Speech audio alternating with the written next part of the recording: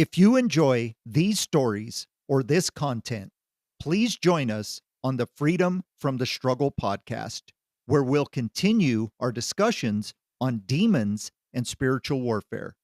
You can listen every Wednesday night at 7 p.m. Central Standard Time on most podcast applications. You can also find us on YouTube and Rumble. We hope to see you soon.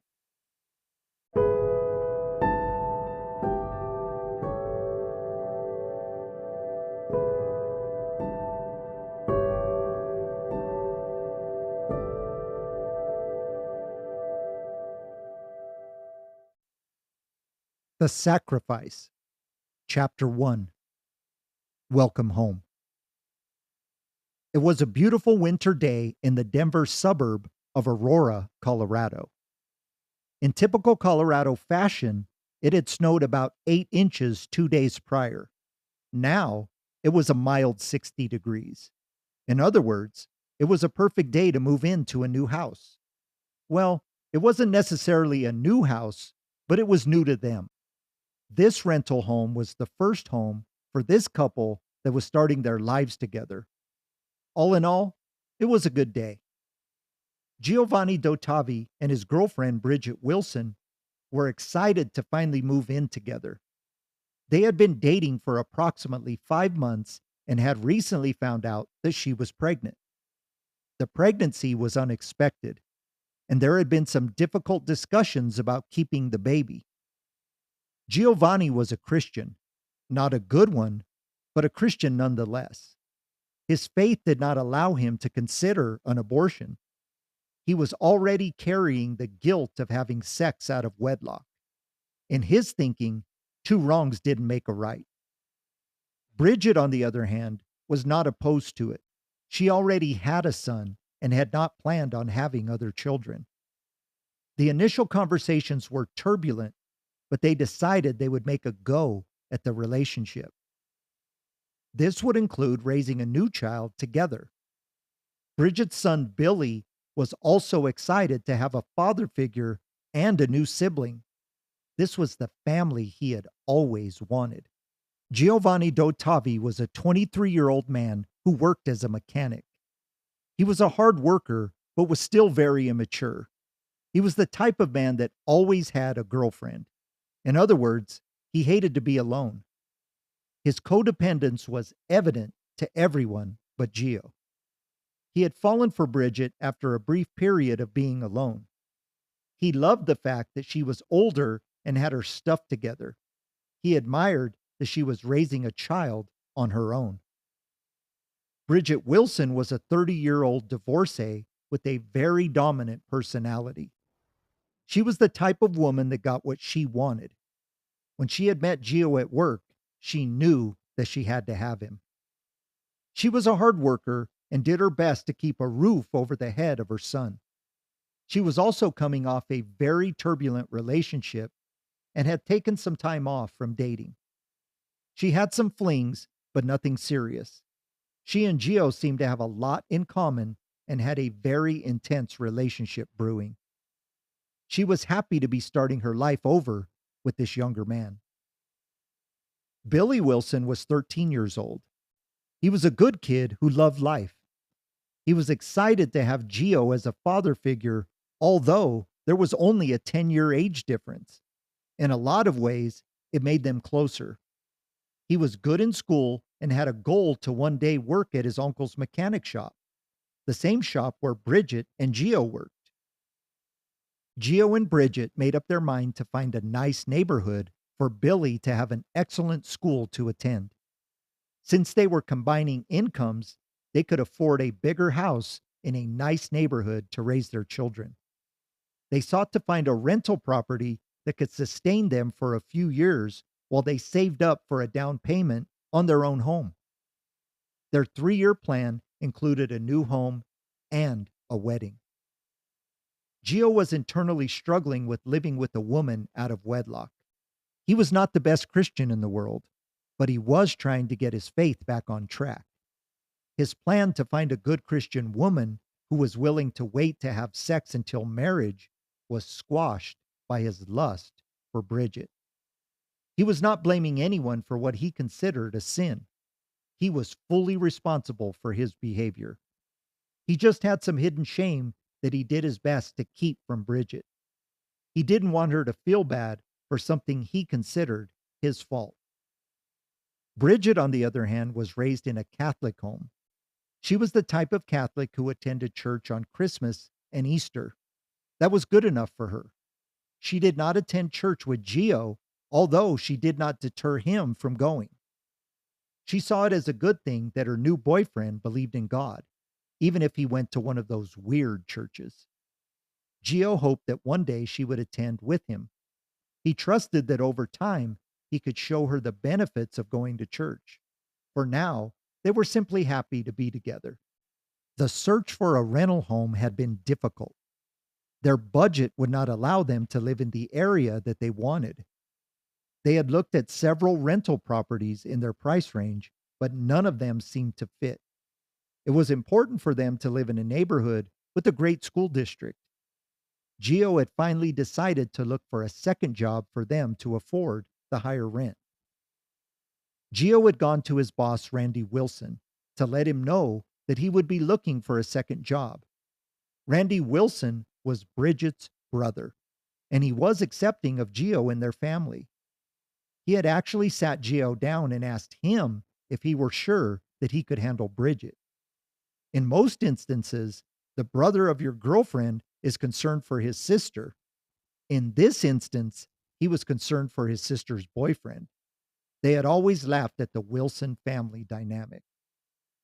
Randy asked Gio to explain the reason for the second job. Gio explained that in order to afford a home in the better part of Aurora that had the school they wanted for Billy, they needed more money. Randy stated that he may have a solution. In a very generous gesture, he gave Gio a raise. It was not enough to afford the home they needed, but it was close. The second part of the solution seemed like a godsend. Randy stated that the house that he and his wife Sandy were living in was about to come available. They had been looking for a bigger home themselves. Randy suggested that they move into the house that he and Sandy were currently living in. Gio, of course, asked about the rent. He was shocked at the low cost of the rent in the exact neighborhood they were looking in. It seemed too good to be true. Before he could even think, Randy was on the phone with the landlord. The landlord lived in California and did not return to Colorado often. The thought of having a seamless rental exchange suited the landlord. In the matter of a few minutes, the deal was set. At the end of the month, Randy and Sandy would be moving out. Gio, Bridgette, and Billy would be moving in. Gio went down the hall and asked Bridgette if she was ready to move into their new house. She was ecstatic to find out that it was her brother's old house. She had spent a lot of time there and knew the house was perfect. It was not the biggest house in the world, but it was nice. Within the matter of about 10 minutes, a lease had come through the email. Gio and Bridgette signed it and were ready to email it back. Bridgette turned to her brother and asked, "Why are you guys moving out? You don't need more room. That house is perfect for you guys. What aren't you telling us?" Randy's face sunk as he was obviously avoiding the question. He said, "Well, the first reason is Sandy just doesn't like the house. You know she always gets what she wants. The second reason is Sandy is also pregnant. We just want to move to a different part of town." Bridgette was elated. She hugged her brother as she jumped up and down. She loved the thought of having a niece or nephew. She congratulated him and then told him to pass on her congratulations to Sandy. Gio also congratulated Randy, and they all agreed to go out and celebrate as soon as their schedules allowed. Gio walked over to the scanner, scanned the document, and hit send. As he watched the email go through, he had a thought. Why doesn't Sandy like the house? The excitement of the day allowed him to avoid asking the question, but in the back of his mind, he knew something was not right.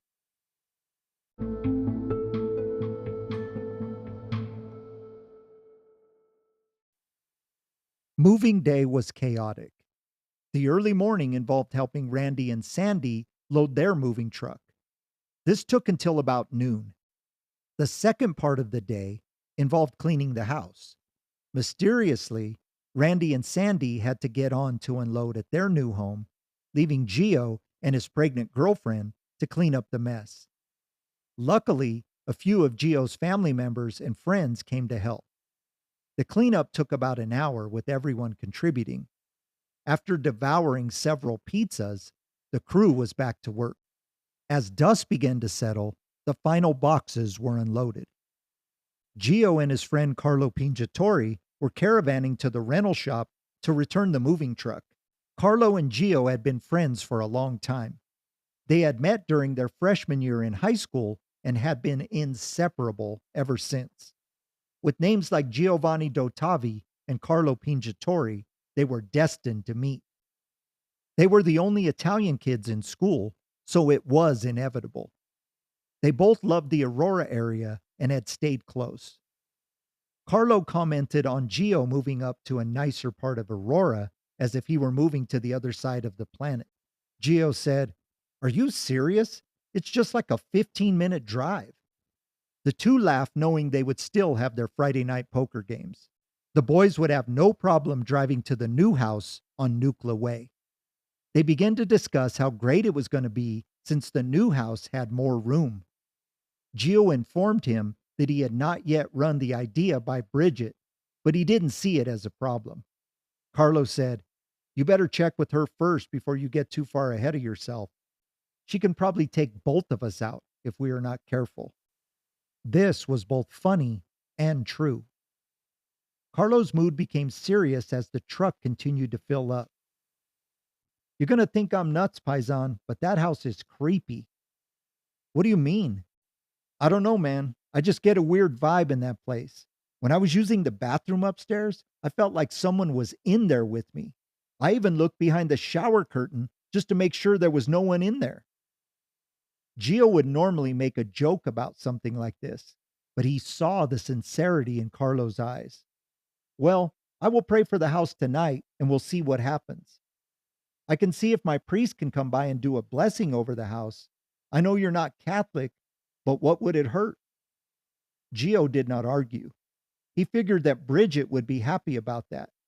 He asked Carlo to check and see if the priest could come by soon. After dropping off the truck, the two friends talked about the future and the fact that Carlo was going to be an uncle, sort of. Gio said, "Don't worry, I will make sure that the kid calls you uncle. Your job is to act like an uncle. Don't be one of those douchebag uncles. You need to be the best uncle ever." Carlo adamantly agreed. Carlo pulled his car into the driveway and they both got out to check on the progress. Carlo stopped on the sidewalk and said, "Yeah, this house gives me the creeps." When they got inside, most of the helpers had left. Gio's sister Maria was the only one who had stayed back and was helping to get the beds made for the family to have a place to sleep. Maria had agreed to stay in the nursery to help get the kitchen set up in the morning before heading back to Greeley. Gio and Bridgette were grateful for the help. They had all worked their tails off and were tired. They agreed to get some fast food, take a shower, and relax. They had the beds made and the television set up. That was enough work for one day. The five of them sat around the dining room table and ate way too many cheeseburgers and fries. It was a reward for all the arduous work. Billy suggested that they go down to the family room and watch a movie. The group wavered between being too tired and the thought of enjoying a little relaxation. They agreed, joking that most of them would be asleep before the movie ended. Billy suggested that they watch the latest horror movie that had just been released for home viewing. Soon the group was all lounging on the enormous sectional couch that took up most of the family room. Gio was excited to have such a big family room to watch movies and sports. This house was perfect for them at this stage in their lives. It was just the right size for a family of four.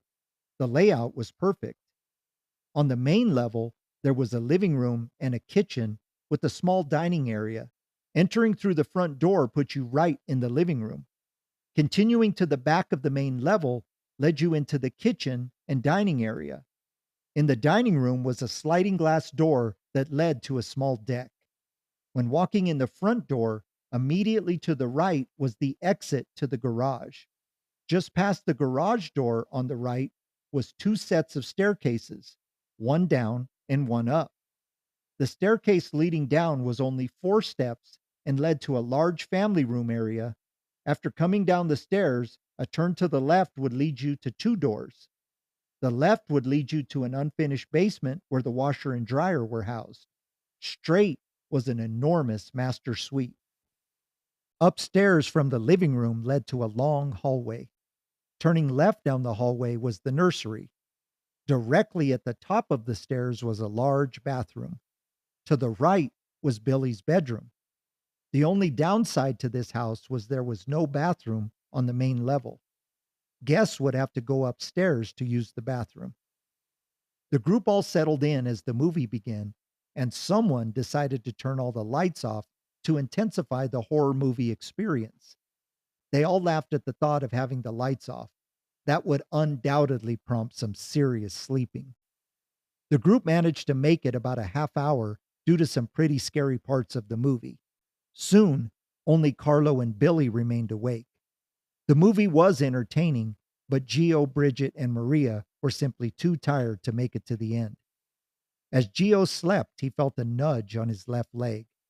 He was too tired to make sense of it, so he ignored it. A second nudge was a little harder. He opened his eyes for a second and did not realize where he was.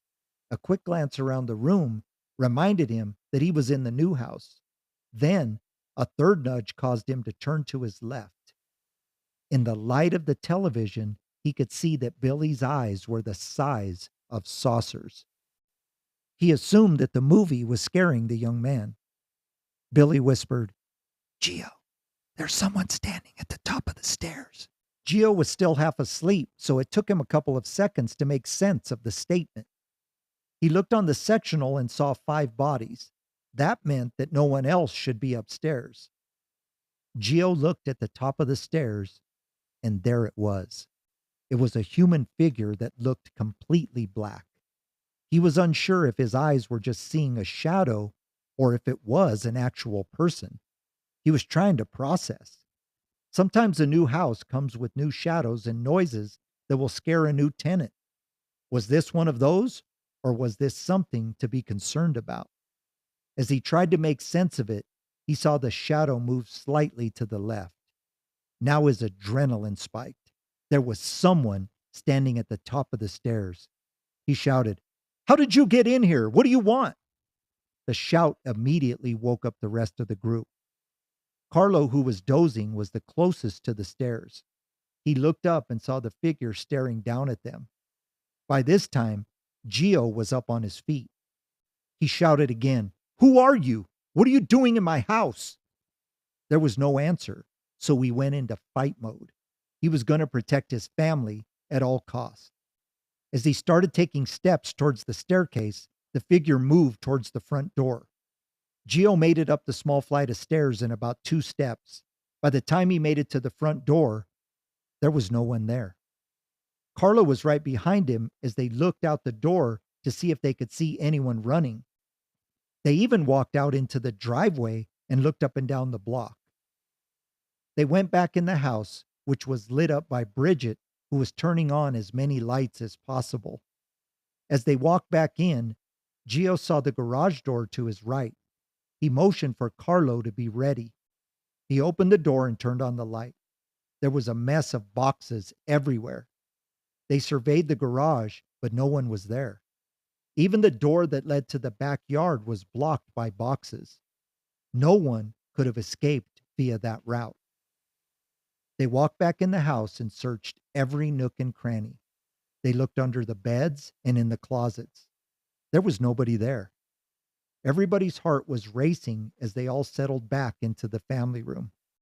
They needed to debrief. Something crazy had just happened, and there had to be an explanation. They simply needed to talk it out and see what the heck had just transpired.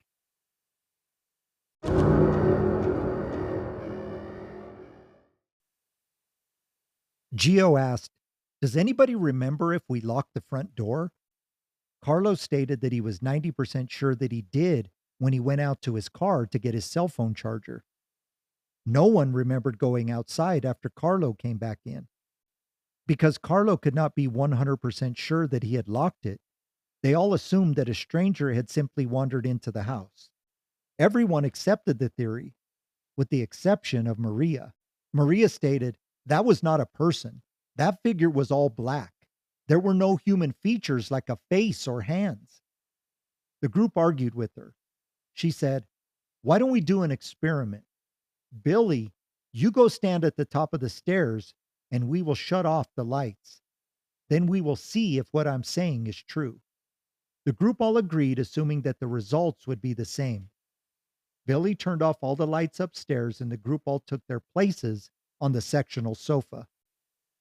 When Gio turned off the downstairs lights and sat back down, it was apparent that Maria's theory was more than likely correct. All four of them could clearly see that it was a person standing at the top of the stairs. Gio said, "Honestly, I can not only see that it's a person, I can see that it's Billy."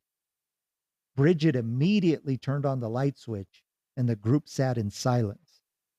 Finally, Carlos said, "It could have been a dude that was dressed in black clothes and wearing a mask on purpose.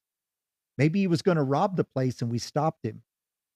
The group agreed with the theory. Of course, it was possible, but it seemed like the alternative was too much to handle. Other theories were discussed, including entry through the back sliding glass door. The group was on edge, but it was getting late and sleep was necessary. Considering how much needed to be done the next day, they made sure the house was secured. Carlo agreed to sleep on the sofa, and Maria went up to the guest bedroom nursery. Billy retired to his bed as well. Gio and Bridget went into the master bedroom and shut the door behind them. Bridget asked, "Do you think we'll be okay here?" Gio was not sure, but he wanted her to feel safe in their new home. "I think so. We just have to make sure we lock all the doors. I'm sure that if it was a burglar, we scared him away." What if it was a ghost? Well, then, that's easier to deal with. Carlo said that he will have a priest come over and bless the house. Bridget seemed happy with that. She continued brushing her teeth. Then it hit her. The question that Gio should have considered before he opened his big mouth. She asked, "Why would you and Carlo be talking about blessing this house? Is there something you're not telling me?" Now he was stuck. He did not believe in lying to anybody, but the answer was going to make it worse. He erred on the side of truth and said, "Carlo said that the house creeped him out, so he thought it would be a good idea. I think it's a good idea too. You never know what went on in this house before we got here, even though it was your brother. I say we do it." She nodded her agreement and they switched places at the sink. After brushing his teeth, they both climbed into bed. He held her close to him, knowing that she was scared. Gio thought about her son and his sister upstairs. Would they be safe? He was unsure what he was dealing with. If he was honest, he knew perfectly well that was at the top of the stairs was not a person. He was sure that most everyone in the house thought the same thing. It is easier to live in denial about such things. That is what they were choosing to do.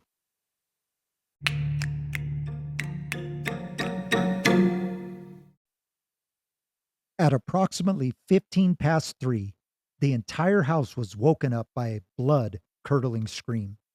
It was the kind of scream that will make a person go from asleep to on their feet in the matter of seconds. Gio jumped up and began to run up the stairs. He knew his sister well, and he had never known her to scream like that. He knew something was very wrong. He made it up the stairs in the matter of seconds. Billy was standing in his doorway, and Carlo was right behind him on the stairs. He went into the nursery and found his sister curled up on the bed, pointing toward the rocking chair that was on the opposite side of the room. She could not speak. She could only point. Gio was unsure what he was supposed to be seeing, but he could not see it. He was unsure what to do. He went over and sat on the edge of the bed. By this time, everyone in the house had made their way to the room. This room was large and was only partially set up. It was easy to see that the room served two purposes. As you walked into the room, you could see a gliding rocking chair directly in front of you with a gliding footrest in front of it. It was the type of rocker that a mother would use when nursing an infant. Directly behind the rocker was a crib. There was a window on the far wall, and below that window was a changing table. Directly to the right of that, on the adjacent wall, was a dresser that had 5 drawers and 2 doors. Also on that wall, closer to the door, was a daybed where Maria was curled up in a ball, obviously terrified. There was a closet immediately to the right when you walked in the door that had sliding mirrored doors. On the floor were boxes that had not yet been unpacked. There was not enough clutter to hide whatever Maria was pointing at. Whatever had scared her was gone. Gio sat next to his sister until she was able to calm down. Everyone in the room stood in anticipation, but they all knew not to rush her. When she had caught her breath, she described the reason for her outburst. Maria stated that she was asleep and she heard a sound. It was a steady, almost inaudible sound. She lay with her eyes closed, trying to decipher if it was in her head or if there was something that was actually making a sound. It was so faint that she wondered if the sound was coming from outside. The house backed up to a major road, and she could hear the cars as they passed behind the house. That was not it. This was a steady sound, like it had a rhythm. After listening more intently, she assumed it was something in the room. Maria wondered if there might be a mouse or another animal that might be making the noise. She dismissed that idea because the noise was far too rhythmic to be an animal. She contemplated the possibility that a small electronic device was on inside one of the unpacked boxes. Although the noise was quiet, it was enough to keep her up if she didn't investigate. Maria turned to look across the room. It only took her a second to see that the rocking chair was gliding back and forth. Because she was still half asleep, there was a brief moment of relief that it was only the rocking chair making the sound. She watched the chair gliding in a smooth, steady motion. Then her brain woke up. She realized that rocking chairs don't move on their own. She sat straight up in the bed. As her eyes adjusted, she saw it.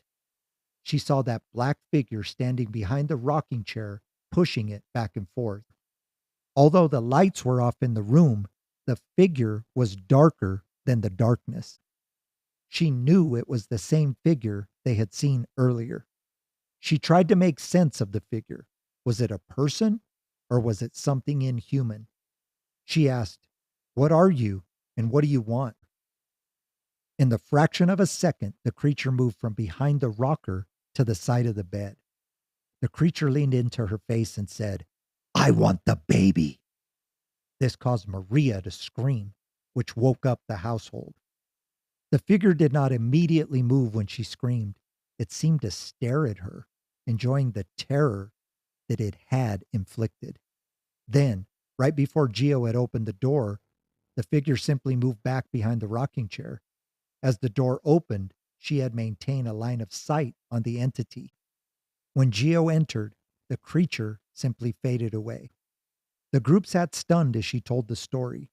They were unsure how to process this information. Bridgette said, "What are we going to do, Gio? We can't have the baby sleep in here if that thing's going to come in here in the middle of the night." He did not know the answer to that question. His theology was not advanced enough to even know how to handle this.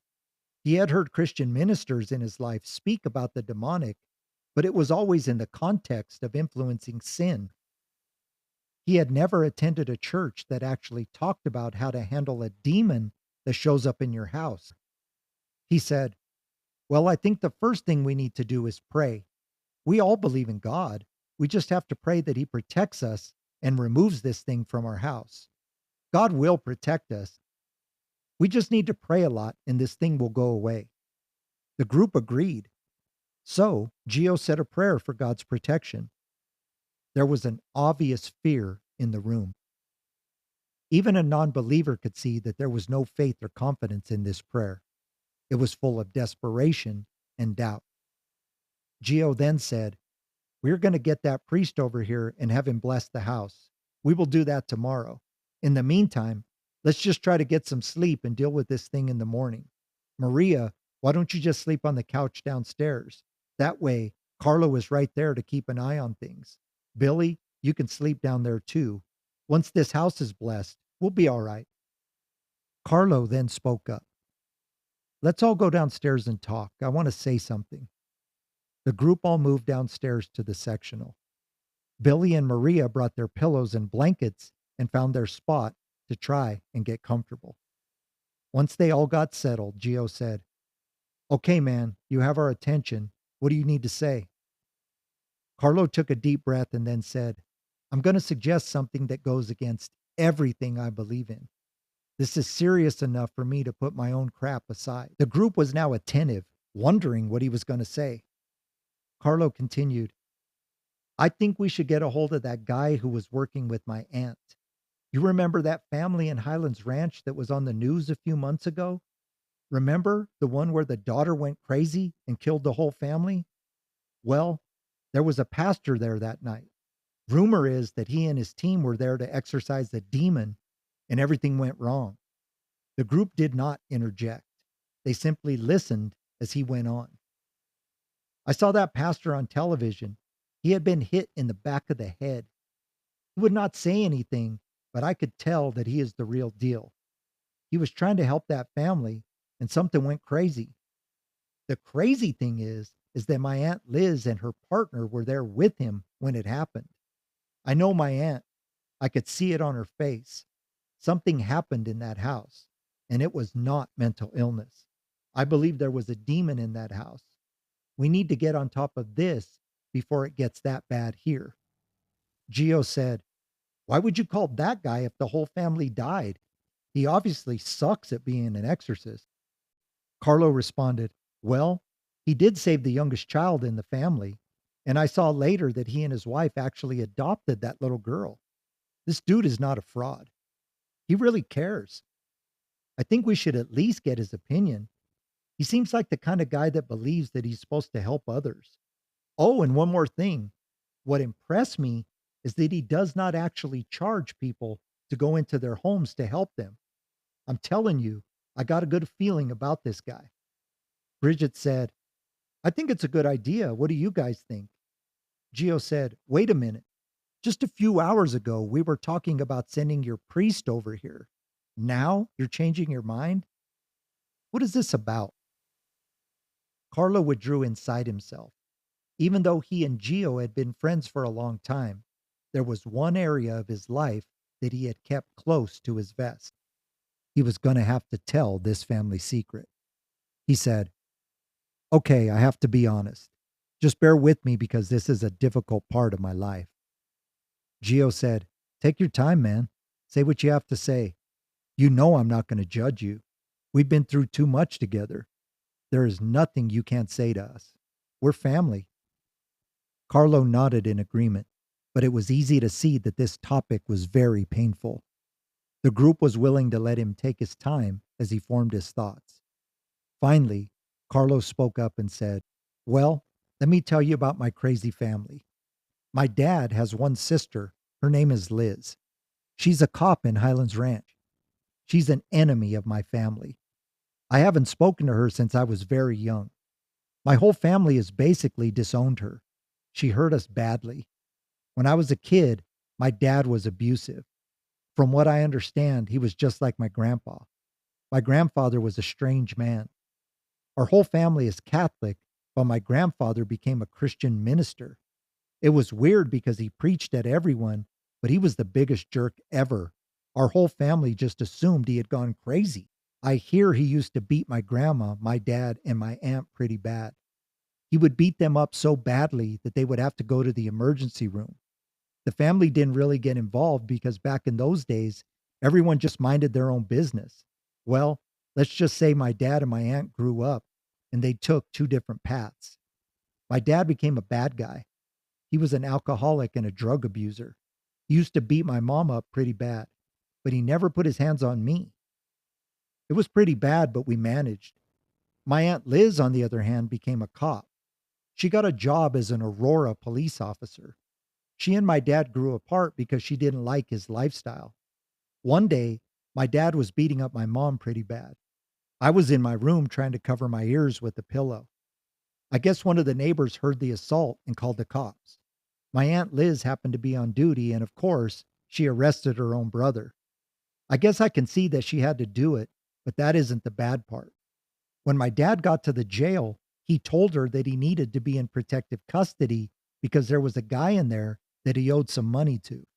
Well, my aunt told him to quit running from his problems and to get his act right. She said, maybe if you have to actually face the consequences of your actions, you will turn your life around. She told the cop at the jail to put him in general population. The next day, my dad was severely assaulted by a group of guys. He was beaten so badly that he was paralyzed. He never walked again. After he was released from the hospital, he went to court, and the judge sentenced him to 1 year probation and some domestic violence classes. That was okay, but he was paralyzed. His whole life was basically over. So he went downhill. He and my mom got divorced, and he went to live with my grandma. They all hate my Aunt Liz because if she would have told the cop in the jail to put him in protective custody, he wouldn't have been paralyzed. He was never the same. About a year later, he overdosed in my grandma's house, and they wouldn't even allow my aunt to go to the funeral. Nobody has talked to her ever since. She transferred to the Douglas County Sheriff's Office. I blame her for what happened to my dad. I don't want anything to do with her, but we may need to call her to get to that guy. I'm willing to do that for you if you want me to. This is something that can't be ignored. I will call her if we need to. I care about you both that much. Gio was stunned. This was the type of love that people don't see very often. He was overtaken with emotion. This was a loyal friend.